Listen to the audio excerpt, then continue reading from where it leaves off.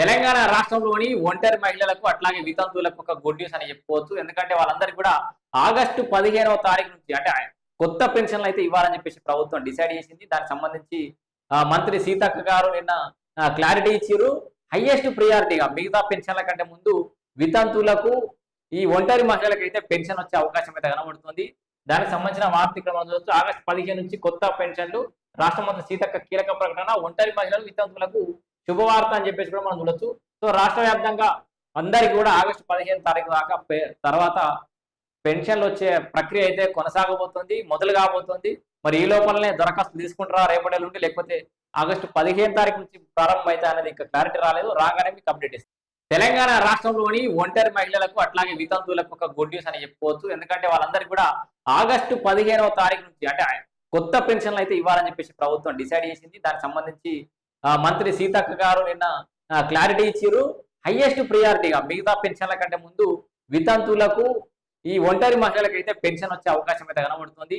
దానికి సంబంధించిన వార్త ఇక్కడ మనం చూడొచ్చు. ఆగస్టు 15 నుంచి కొత్త పెన్షన్లు రాష్ట్ర మంత్రి సీతక్క కీలక ప్రకటన. ఒంటరి మహిళలు వితంతువులకు శుభవార్త అని చెప్పేసి కూడా మనం చూడొచ్చు.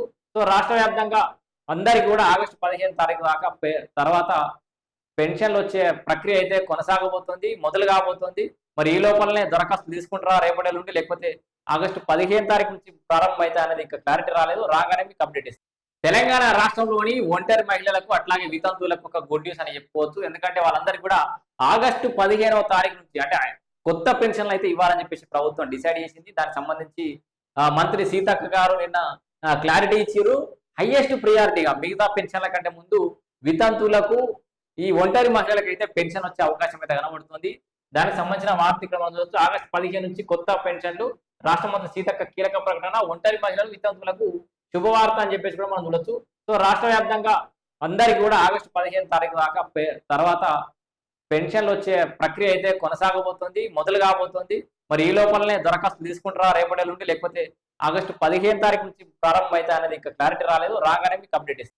తెలంగాణ రాష్ట్రంలోని ఒంటరి మహిళలకు అట్లాగే వితంతువులకు ఒక గుడ్ న్యూస్ అని చెప్పుకోవచ్చు. ఎందుకంటే వాళ్ళందరికీ కూడా ఆగస్టు 15వ తారీఖు నుంచి అంటే కొత్త పెన్షన్లు అయితే ఇవ్వాలని చెప్పేసి ప్రభుత్వం డిసైడ్ చేసింది. దానికి సంబంధించి మంత్రి సీతక్క గారు నిన్న క్లారిటీ ఇచ్చిర్రు. హైయెస్ట్ ప్రియారిటీగా మిగతా పెన్షన్ల కంటే ముందు వితంతువులకు ఈ ఒంటరి మహిళలకు అయితే పెన్షన్ వచ్చే అవకాశం అయితే కనబడుతుంది. దానికి సంబంధించిన వార్త ఇక్కడ మనం చూడొచ్చు. ఆగస్టు 15 నుంచి కొత్త పెన్షన్లు రాష్ట్ర మంత్రి సీతక్క కీలక ప్రకటన. ఒంటరి మహిళలు వితంతువులకు శుభవార్త అని చెప్పేసి కూడా మనం చూడొచ్చు.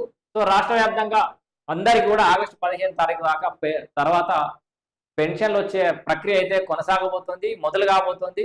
మరి ఈ లోపలనే దరఖాస్తు తీసుకుంటారా రేపటి నుండి, లేకపోతే ఆగస్టు 15 తారీఖు నుంచి ప్రారంభం అయితే అనేది ఇంకా క్లారిటీ రాలేదు. రాగానే మీకు అప్డేట్ ఇస్తాం.